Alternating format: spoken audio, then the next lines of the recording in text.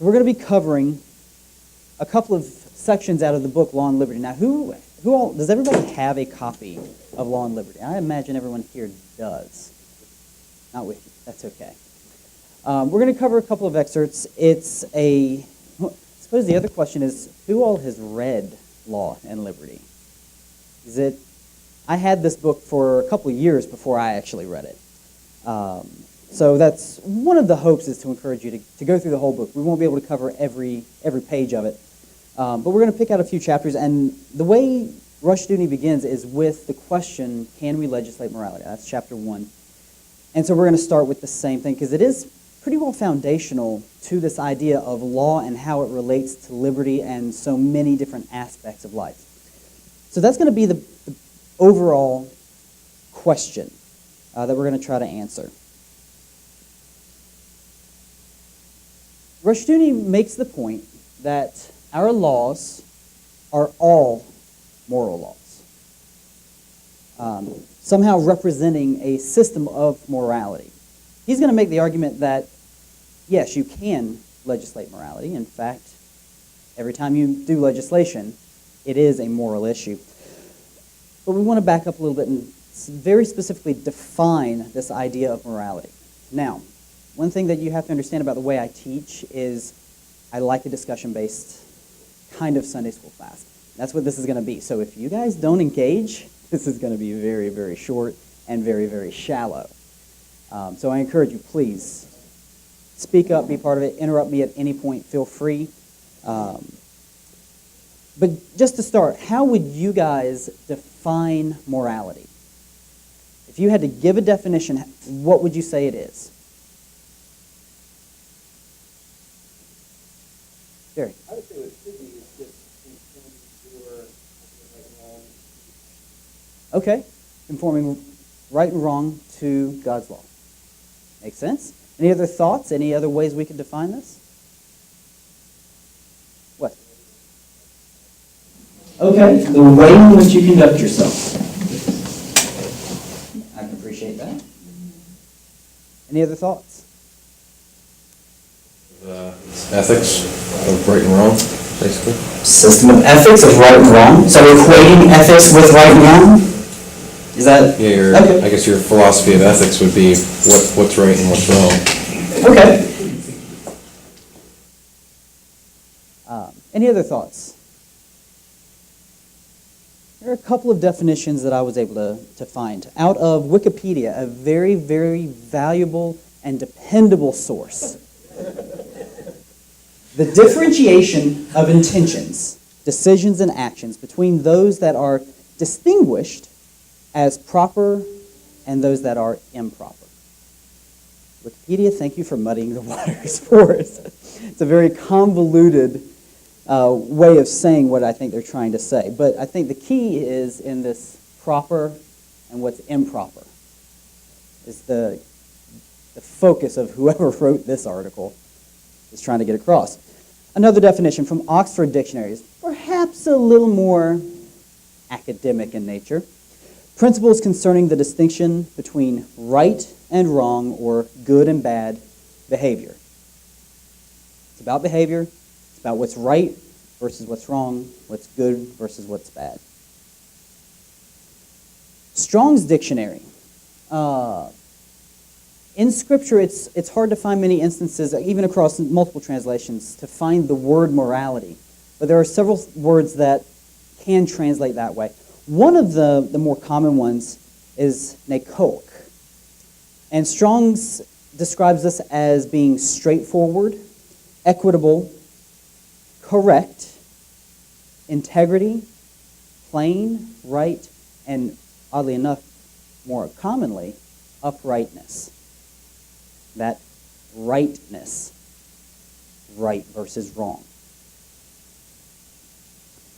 Rushdoony is going to say that law is concerned with right and wrong, very simply. And I think that's a very succinct way of putting all these definitions together, boiling them down, understanding that morality is basically about how you define right versus wrong. It's what it consistently comes down to. Even in all of the definitions we threw out, it came back somehow to relate to right versus wrong. There are different moral systems out there. People judge right and wrong from different perspectives, different ways. Name some of those for me. Utilitarianism. Constitutions. Okay, constitutions, so government formation documents. Traditions, what was done in the past. Traditions. It's what we've always done. He's done it now. Always done it that way. Jerry. Paganism, if I think it's right, it's right. If I think it's wrong, it's wrong. It's subjective. Extremely subjective, but very common. Any other specific systems of morality that we think we could identify? Besides Bible. Besides Scripture. Yeah, that's the last on my list. But yes, that one is definitely out there. Christian ethics, So you're Christian. talking like the Communist Manifesto? I mean. That would be one of them. Okay. That would be one. Sorry, I have to say, because it's true, veganism. More and more, yes. More, yeah. More and more, yes. Fly fishing is, no. Yeah. For some, I can see that.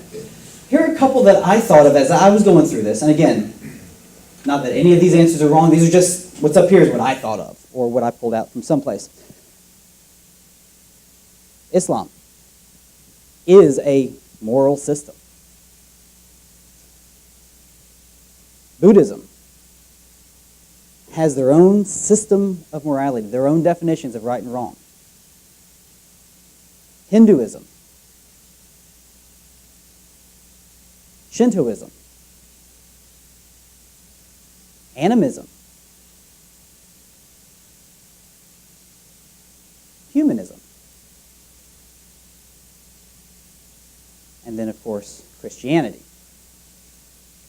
Not exhaustive, but these are all very clearly different systems of morals. What else do they have in common?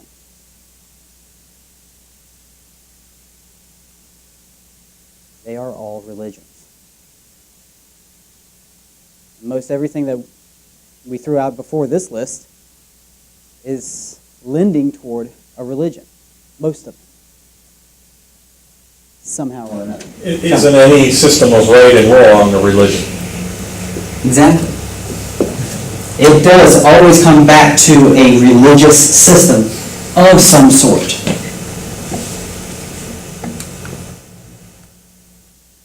So in any one of these given systems of morality, what validates them? How do they define their morality? Out of their religion, what do they appeal to that's going to be above the individual who holds that value system, that morality system? Sources of authority, if you will. Their doctrines, I guess. Okay, where does the doctrine come from?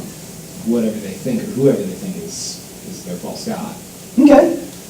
Like I would say that, like Islam, for example, they say that to get their, they do what the Quran tells them to do, and but I don't think, I think they do, but ultimately they only do what they want to do. They can find justification for whatever they do, murder, rape, in the Quran. I mean, Right. So I don't know if you would say that they do what they want or they do what the Quran wants. It's probably a little bit of both. Yeah, I guess you could say that. It's a little bit of both. I might be still in thunder here, but outside of Christianity, every one of those systems is a man-made system. The Quran was written by a man, and they admit as much. They say he was inspired, but it was written by a man in a period of time. All of the other religions are man-made. They all appeal at their base to men and men's systems or fabrications, whereas Christianity is a revelation from outside of mankind. So distinctly different in its source of authority. pretty much every religion has either some kind of holy writing. Okay, Quran, Upanishads, our Holy Bible. There's some written source of authority that they can somehow appeal to, whether honestly or not, but they do. Most of them also have very respected philosophers with their own system. So you might think of, say, humanism. One of their very common documents would be Communist Manifesto. That those end up being very closely related very often. But then they also have philosophers, guys like Richard Dawkins, that people who hold to humanism of one form or another, that's a very broad system, they're going to appeal to scientists and scientists who pretend to be philosophers. Darwin, great example.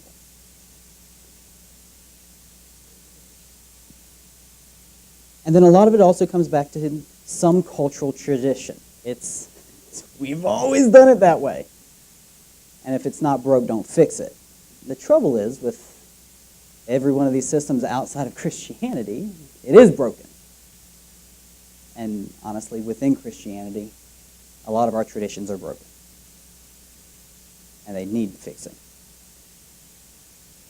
So it comes down to their sources of authority. When you think about sources of authority, you have to ask which one is legitimate and which ones are usurpers, because they are mutually exclusive. Even by all their own definitions, somebody's got to be right, somebody's got to be wrong. How do we decide that? How do we figure that out? Now, everyone in here understands that our scriptures, coming from our God, perhaps penned by men, but inspired and given by God, that is the legitimate authority. Everything else is a usurpation. If there's any question on that, I would refer you back to Seth's Sunday school lessons a couple of years ago. We went through apologetics. It was one of the best apologetics series I've ever seen done. But he went through a lot of that, addressing sources of authority, and he played devil's advocate. And it was a tough class to sit through, participate in. But it was good, because it still very often came back to what's your source of authority? And is it legitimate, or is it a usurpation? So that covers a lot of where our morality comes from, defining it, knowing exactly what we're talking about and where it comes from. As you read through Rushdoony, understanding that is very important. Rushdoony also makes the claim that our laws are built upon a society's given morality. And that always comes out of a religion. Agree? Disagree? Not sure? He's talking about. Yes, he's talking about civil law. Any countries, even municipalities, whole gamut, everything comes out of a morality, which comes out of a religion. Any difficulty with that assertion? Right. We're just saying, the religion people have might be mixed match. Half they're is from Buddha, and the other half from Hindu, and a tiny bit of Christianity sprinkled in there, and so it's not necessarily on one religion as on religious ideas, maybe. Would you agree with that, or? That's fair enough. So you end up with a hodgepodge. It seems like that when you talk to people, all kinds of hodgepodge. That can create a very, very interesting quagmire. That particular pyramid also allows you to kind of trace it backwards and say, okay, given the laws that we have, what's our morality? Given the morality that we have, what's our religion in this society? And so, we have all these ungodly laws, which means that we have some sort of a monstrous morality, which means that we have a syncretistic religion. There's some hints of Christianity in it, and as you said, there's humanism. You were talking Buddhism or Yeah, and humanism mainly. Hinduism, but humanism is a religion. And you could trace most of our laws to humanism today. I think in our setting, that is very, very true. That may not be true in every location, though. No. There are certainly Muslim countries. Formal religion dictates their very specific morality, and that dictates their specific law, i.e. Sharia law. You have even towns within our own country that are trying to head that way. Dearborn, Michigan. Vast majority Muslim, and they have started enforcing Sharia law. So you see how this can play out. Rushdoony takes it a little further, kind of extrapolates from that if you weaken a religion, you weaken morality. And when you weaken morality, you weaken the law, the local law, the civil law.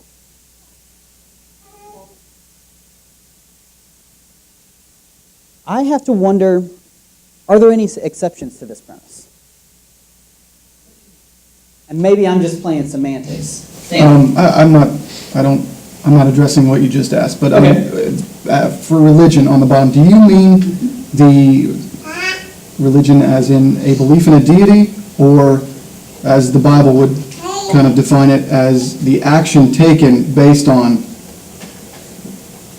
that deity? Because the Bible says true religion is, taking care of orphans and widows in their distress. So it's our idea of religion is the action taken based on the revelation from that deity. Mm-hmm. And some people think the word religion basically just means you believe in a God. Right. We'll look at that a little bit later. In this context, we're talking about the religion, whatever people believe. Okay.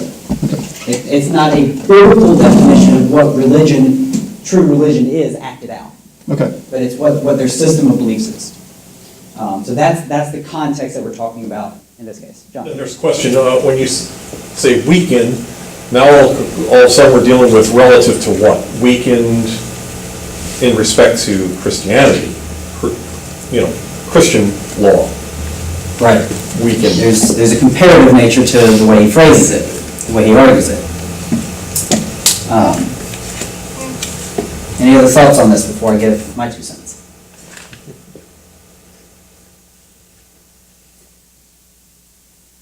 Again, I may just be playing with semantics.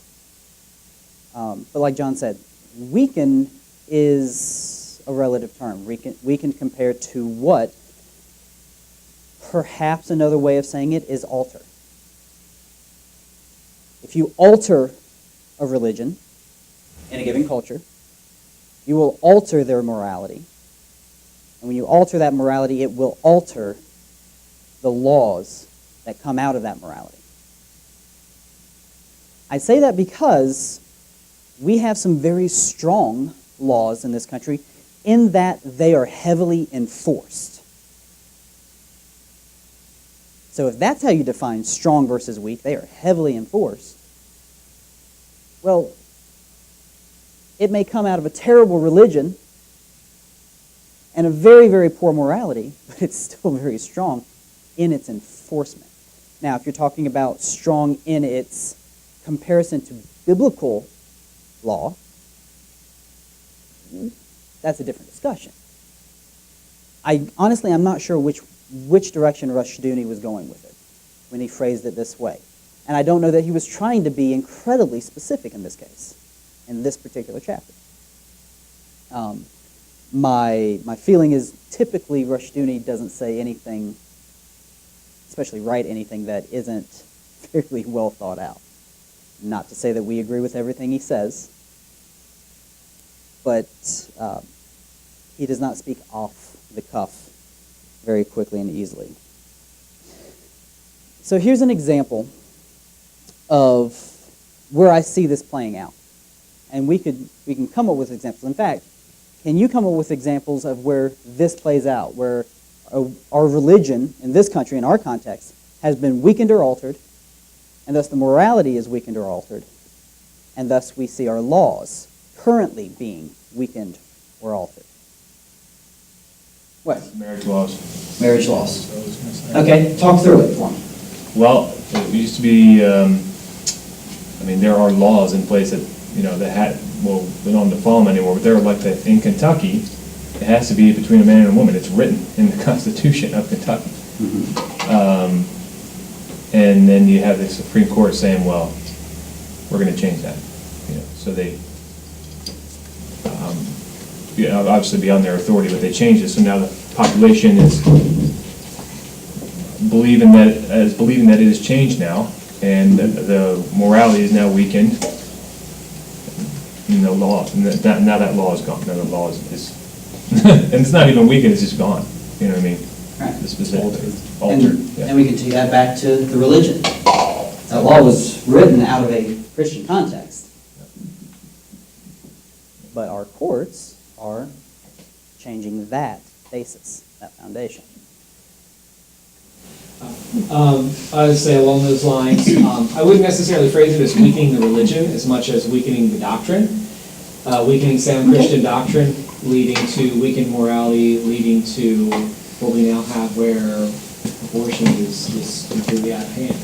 Right? And the weak doctrine preached from the pulpits, leading out into the Christians, has led to a weak morality in a way, and now we have this weakened law, right?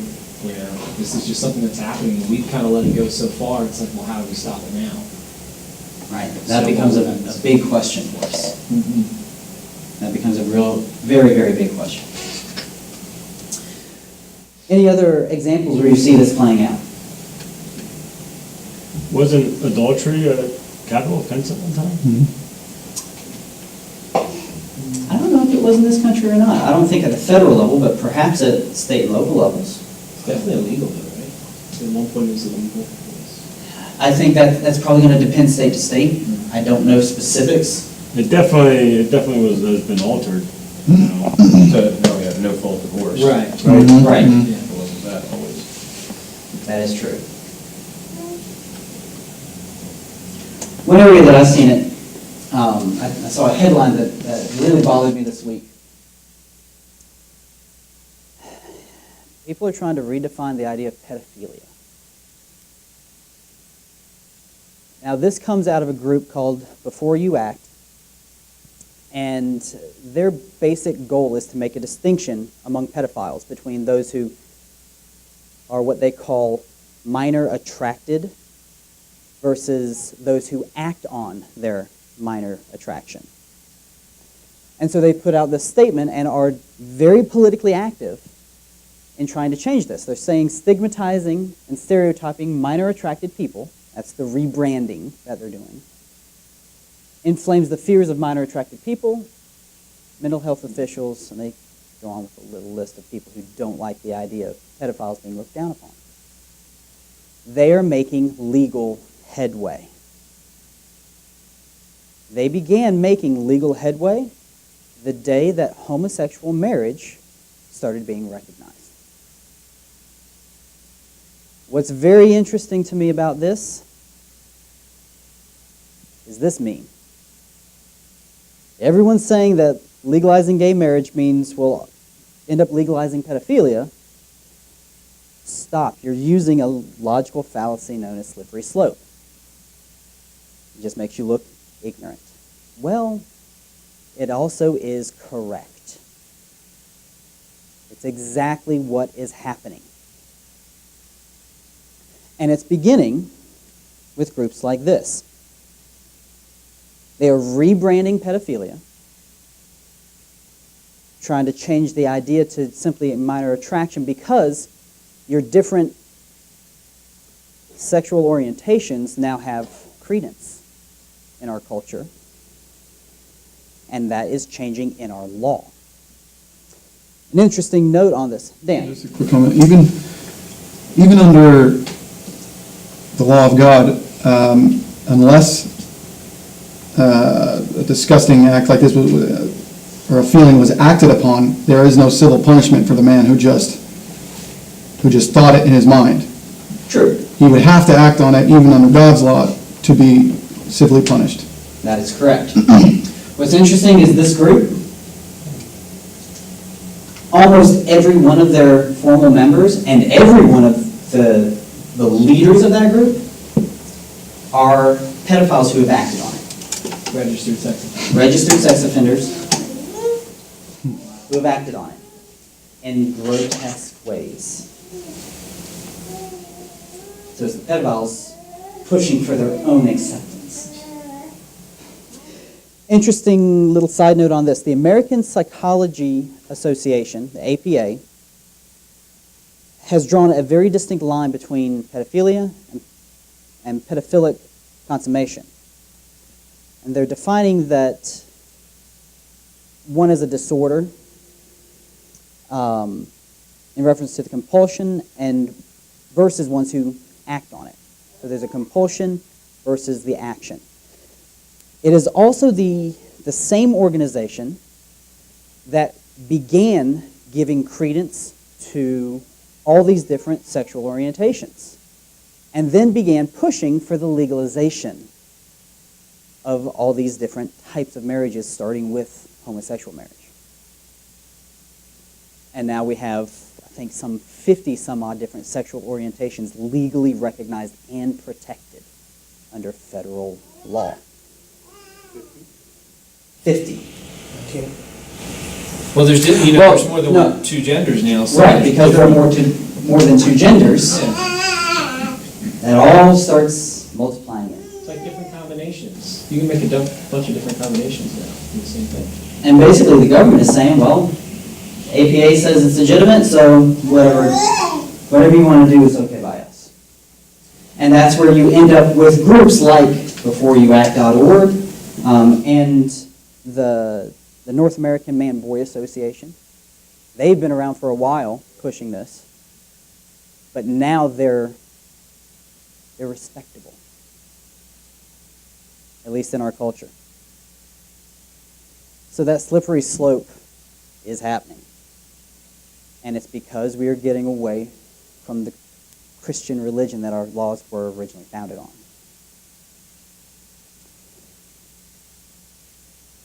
Shifting gears a little bit, Rushdoony also makes this statement: because it has been biblical, our laws have not tried to save men by law, but they have sought to establish and maintain that system of law and order which is most conducive to godly society. So we're starting to talk about the purpose of law, godly law, legitimate law. Let's break that out a little bit. What's the specific purpose of biblical, or at least biblically based law? What's it meant to do? To Punish. punish. Punish wrongdoing, as defined by God. Right. And according to the punishments that he's laid out. Right.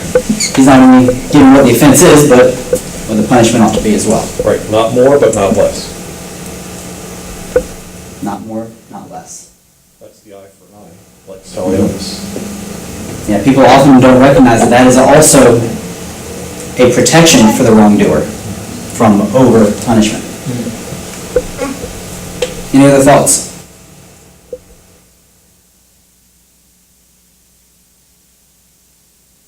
A couple that I came up with and found. Specifically, it is to increase sin. I think really to increase the knowledge of sin. And we get this out of Romans 5:20.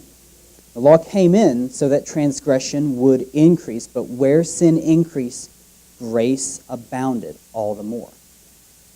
So the law is there so that sin would increase, and so that grace would increase.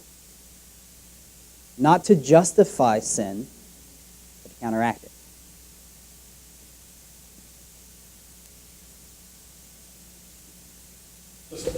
Clarify, when we talk about increasing sin, it's not that it caused more sin to be recognized. Yes.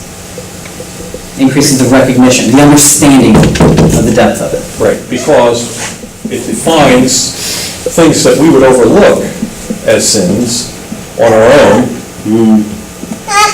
because the heart is desperately wicked, who can know it? Right. And sometimes that comes by simple ignorance, sometimes by chosen ignorance. Yes. The law is also there specifically to lead us to Christ. These very, very closely related. Therefore, the law has become our tutor to lead us to Christ, so that we may be justified by faith. Paul writing in Galatians chapter 3. Very specific purpose.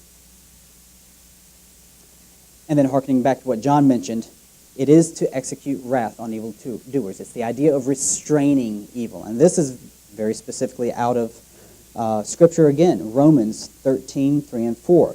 For rulers are not a cause of fear for good behavior, but for evil.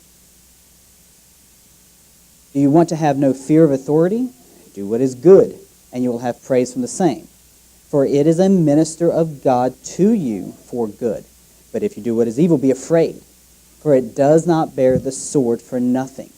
For it is a minister of God, an avenger who brings wrath on the one who practices evil. Now, part of the problem with civil government today is it goes way beyond executing wrath on the evildoer, way beyond restraining evil, to the point where it's actually punishing those who do good. When you have a system that does that, they are no longer legitimate. They have canceled their own authority. Do I need to hold on a second, John? No. Jim. Interesting, what's being taught in most churches today is exactly the opposite of what you just said. What's being taught in most churches is, if the government says it, the Bible says that the government is doing its function all along. Completely the opposite of what you just said. And they use the same passage, Yes. Romans 13, to justify it. But it's a misinterpretation, misapplication of Scripture. You have to rip it completely out of the context of the entire Bible to make it say that. Yes, But you that's do. what they do. But that's our common hermeneutic anymore. Absolute submission or something like that. There's a phrase for that, there's a terminology for what you're describing. It's uninhibited submission or something like that, where, yeah, it's a misunderstanding.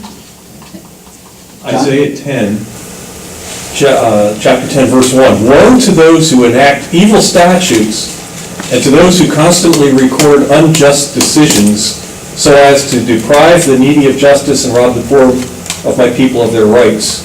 So, I mean, it just goes on and on about perverting justice, and it starts, woe to those. So those in our government who are legislating against biblical law have a bunch to answer for. Is that Isaiah 10, John? Isaiah chapter 10, yeah. And they will answer dearly for it. Dearly, dearly for it. Because he goes on to say, now what will you do in the day of punishment and in the devastation which will come from afar? To whom will you flee for help? And where will you leave your wealth? You know, he's not giving you any hiding room. There's no place to run. Isaiah 10 is devastating to that argument that you talked about, that we just need to follow the government blindly. Right. There's no real justification for it. Yeah. If you have a godly government, we have a different discussion. But we don't have that anymore. And even when you do have that, it is individual Christians' responsibility to keep that government in check. Dan? Did we ever have a godly government in this country, though? I mean, we may have had godly men, but a godly government only has judges. I think there's a lot of discussion to be had on that. I could see arguments on both sides of it. I would go so far as to say that we had a more godly government. Would agree with that. And But- again, at different levels, federal, state, local. You're going to find pockets that were more godly than others. Legislation or legislators is an invitation to making additional laws. Yep, and I think there's an argument perhaps both ways for that. Because you can make the argument that the legislators are to discover God's laws in the Bible and apply them to the society today. That they were to uncover those laws. And there were times when, I mean, even when we go through case laws, in Exodus, where, okay, this is an application in this particular instance. We could make those same arguments that we need to apply God's law to these situations today in this way. As long as the outcome is still biblical and the application is still biblical, there's nothing wrong with that kind of legislation. But to make up stuff out of whole cloth and to get beyond executing wrath on evildoers, then you're right, it's a system that's ripe for abuse, but it didn't necessarily get abused until we got more centralization. At the local level, you'll be more likely to respond to your local population who would be more likely to hold your feet to the fire. Because of time's constraints, I think we're going to stop here, but we will pick up next week to finish out discussing this chapter. If you've not had a chance to read the chapter yet, I encourage you to do that, to come back for next week. You will be a little better equipped to just discuss and understand where Rushdoony is coming from. And again, not that we're venerating Rushdoony, but he makes good points. Okay? And points that are very much worth considering and talking about. Not saying we got to disagree with everything he says. I don't. I know plenty of people who don't that I also respect. It's much like we don't agree with everything that Calvin or Luther or any of the reformers, Zwingli. But they made points that are worth considering. So read the chapter, take a look at it, and we will begin next week with what is the goal of humanistic law. Okay? When you have a system of law that's based specifically on the humanistic religion, what exactly are they trying to do? We're going to debate that a little bit. So, any other questions before we take off? Anything else that we missed or need to readdress? Well, we have covered. Okay. Jim, would you close us in prayer, please? Thank you. Study your word. Thank you, Lord, for Sid and the work that he's put into this. And we pray you'll bless him and guide him in these lessons. Lord, we thank you for the work of Rushdoony and what we can learn from that. And especially, Lord, we thank you for your holy word that is a lamp to our feet. And we ask, Lord, that you will watch over us as we go our separate ways until we gather together again. We pray in Christ's name. Amen. Thank you very much.